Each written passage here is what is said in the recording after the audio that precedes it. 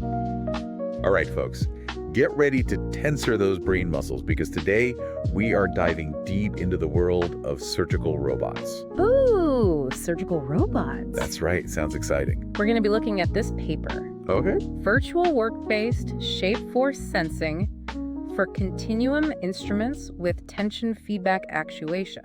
Quite a mouthful. Yeah, that is a mouthful. But basically, this is all about making surgeries even less invasive, more precise, and really just revolutionizing how we think about operating inside the human body. So these continuum robots, they are pretty game-changing, right? Yeah, they're like For minimally invasive surgery. these tiny little tentacles. Yes, They exactly. can snake their way into places that Precise. traditional surgical instruments just can't reach. And that's really where this paper gets interesting Okay, because it's focusing on two really big challenges in this field. which are? How to make these instruments move and bend in a very precise and controlled way. That makes sense. And how to give them the ability to sense their own shape Yeah. and the forces they're applying to tissue. Right, because you don't want those little tentacles Exactly. poking around in there willy-nilly. You need a delicate touch. You need to know exactly what they're doing. And that's where this whole idea of shape and force sensing comes in. It's got to be incredibly difficult to figure that out. It is. Right. I mean, you can't just... It's not like you can just stick a ruler in there. No, exactly. It's all happening inside the body. So how do they do it? Well, this paper introduces a really cool new design for something called an actuation unit. Okay, an actuation unit. What's that? Think of it as the muscles of the robot.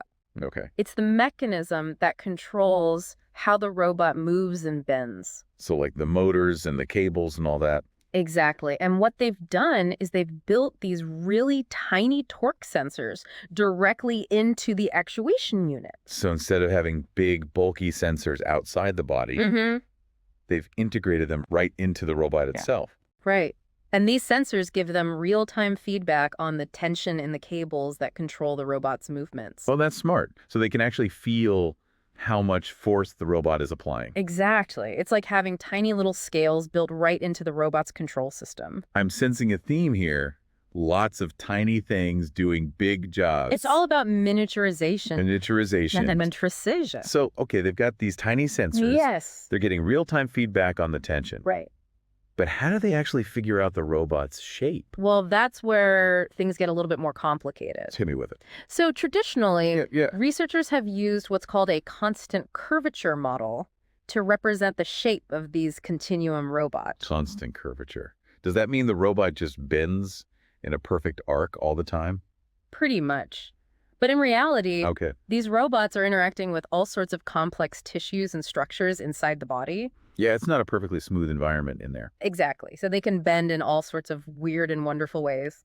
I'm picturing it now, and it does not look like a perfect arc. Right. So to capture those more complex shapes, they've moved beyond the constant curvature model Okay. and are using something called polynomial curvature kinematics. Polynomial curvature kinematics. Don't let the name intimidate you. Oh boy, here comes the math. It's basically a way to represent the robot's shape using a more flexible mathematical model. More flexible, you say. Think of it like this.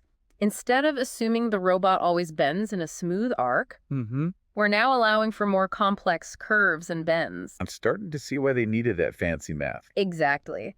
And by combining this polynomial model with sensor data from the robot's tip. Oh, so they got sensors at the tip too. They do. Okay. They can actually reconstruct the entire shape of the robot, even though it's hidden from view. So they're using this advanced model and the sensor data to essentially see inside the body. Yeah, it's like giving the surgeon X-ray vision. That is impressive. But wait, there's more. Okay, I'm hooked. Tell me more.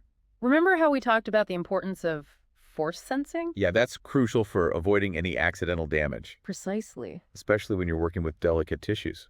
So how do they figure out the forces the robot is applying when they can't directly measure them? Yeah, that's a good question. I mean, it's not like they can just stick a scale in there. They can't. Well, they can't. But they can use physics to their advantage. Ooh, I like where this is going. They bring in something called the virtual work principle. Virtual work principle? That sounds familiar, but I can't quite place it. It's a little bit abstract, but basically it helps them create an equation that relates the robot's shape, the tension in the cables Okay. and the external forces acting on it. So it's like they're using the laws of physics to deduce the forces even though they can't directly measure them. Exactly. It's like a detective using clues to solve a mystery. Okay, I'm starting to get it. Yeah. So they have this new actuation unit with the built-in sensors. Right. They have this fancy math model to figure out the shape. Mm-hmm. And then they bring in a physics principle to calculate the forces. Pretty neat, huh? It sounds really impressive. But did it actually work in practice? That is the million-dollar question. What were the results? Spill the beans. Let's just say they didn't disappoint. Ooh, I like the sound of that. They actually put their system through a whole bunch of different tests. Okay, like what? So first they started with some really basic tests. Right. Just on a single actuation module. Okay. To see how accurately it could track position commands Mm-hmm. and how reliable the torque readings were. Got it. So kind of like a test drive for the individual components. Exactly. And I'm happy to report Yeah. it passed with flying colors. Awesome. The position tracking was spot on. Okay. And the torque readings were way smoother and more reliable. Smoother than what? Oh, way smoother than if they had used traditional motor current methods. Oh, okay. So this is a big improvement over the old way of doing things. A big improvement. So what came next? They weren't just going to stop at testing one module, right? Of course not. The next step was to see how well the whole system worked together. Right, because it's one thing to have a bunch of individual parts that work well, Exactly. but you need them to play nice with each other. So they took a full continuum robot Okay. with all 4 actuation modules hooked up, Right. and they tested how well they could control the tension in all the cables simultaneously. Why is that so important? Because for these robots to move smoothly Yeah. and in a coordinated way, you need that precise tension control across all the cables. Makes sense. So like each cable is pulling its own weight, so to speak. Precisely. And the results, well, they were able to demonstrate really smooth, synchronized tension control. Wow. So they got all 4 modules working together in perfect harmony. It was like a synchronized swimming routine. Okay, so they nailed the tension control. They did. But the real test is how well their shape and force estimations worked. Right. That's the heart of it, isn't it? Because that's the whole point of all these sensors and fancy math models. Absolutely.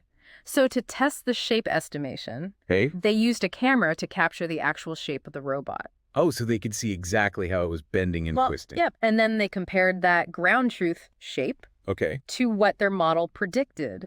Based on the sensor data. Based on the sensor data, exactly. And you know what? What?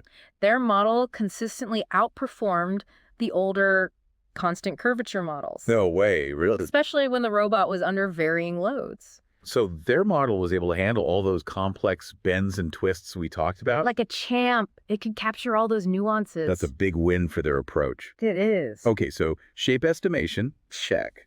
But what about the force sensing? Ah, yes. The force sensing. They validate that part. So for this, Yeah. they had the robot interact with a force sensor. Interesting. Kind of like a super sensitive scale. Okay. And as they adjusted the tension in the cables, they measured the forces the robot was applying. So they could compare the actual forces to what their model predicted. Precisely. And once again, their model, the one based on the virtual work principle, Yep.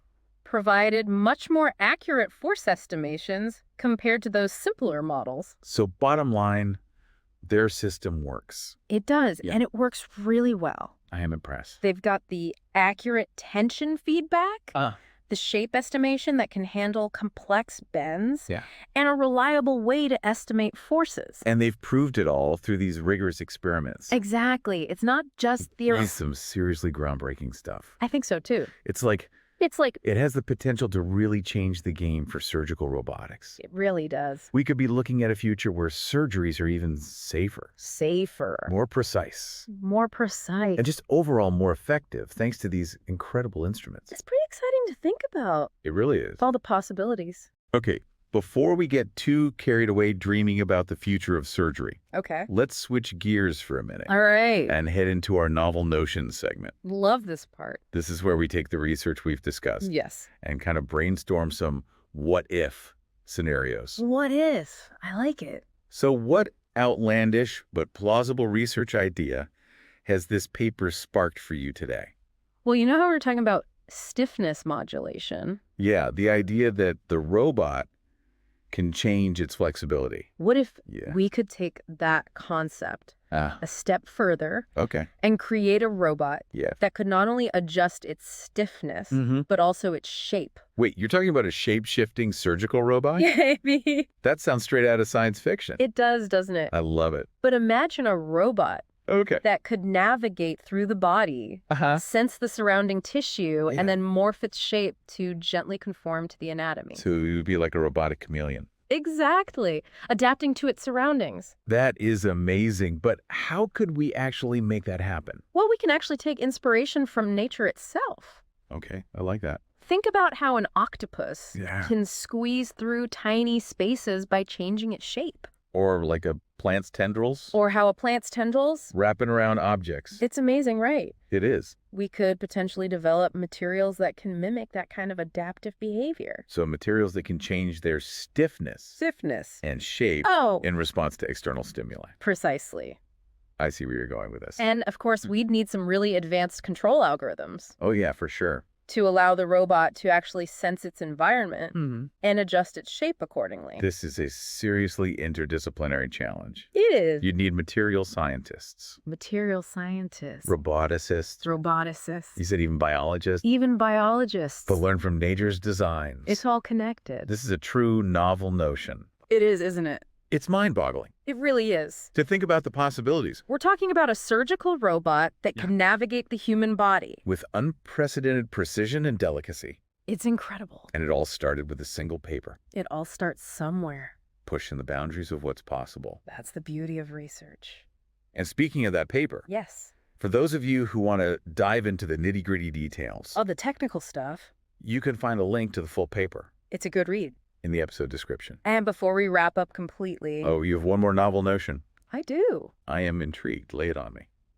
So imagine if this shape-shifting robot could also interact with its environment on a molecular level. Molecular level? Yeah, like what if it had tiny specialized tools or even drug delivery mechanisms? Whoa, hold on. You're saying it could not only change its shape, but also... sense and respond to its surroundings. On a microscopic level. Exactly. It'd be like... that is wild. A microscopic surgeon. Built into the robot. Right there inside. Okay. I got to hear more about this. How would that even work? Okay, so picture this. Right. I'm picturing... a robot navigates to a tumor, analyzes its molecular makeup, and then delivers a targeted dose of chemo. Directly into the cancer cell. Exactly. Minimizing side effects and maximizing effectiveness. Okay, now that is some next level stuff. It's pretty amazing, right? That sounds like science fiction. It does. But I can see how the ideas from this paper... the shape sensing. Yeah, the shape sensing, the force sensing. And if you combine that with advances in nanotechnology... nanotechnology? And targeted drug delivery... this could actually be possible someday. It's definitely a long way off. Sure. But it's fun to think about. It is. It's incredibly exciting. There would be huge technical hurdles to overcome. Oh, I bet. Like what kind of things? Incredibly precise sensors, biocompatible materials. Right, because you don't want the robot itself causing problems. Yeah. Exactly. And of course, we'd need sophisticated control algorithms. Yeah, to make sure it's all working together. But if we can crack those challenges... the potential benefits are huge. Huge. We could revolutionize how we treat diseases. Moving away from these broad spectrum therapies. Yeah, right. It'd be much more personalized. Tailored to the individual patient. Precisely. This has been an incredible deep dive. It has. I mean, from surgical robots that can sense their shape and forces to brainstorming about shape-shifting robots and even molecular surgery. We've covered a lot of ground. We have. It's amazing to see how research in one area can spark so many new ideas and possibilities. It's a chain reaction of innovation. It really is. And it all starts with pushing the boundaries of what we think is possible.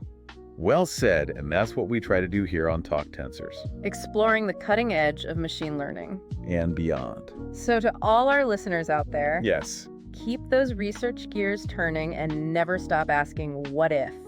And you want to learn more about the incredible research that sparked today's conversation. That paper we talked about. You can find a link to the full paper in the episode description. Happy reading. Until next time, keep those tensors taut.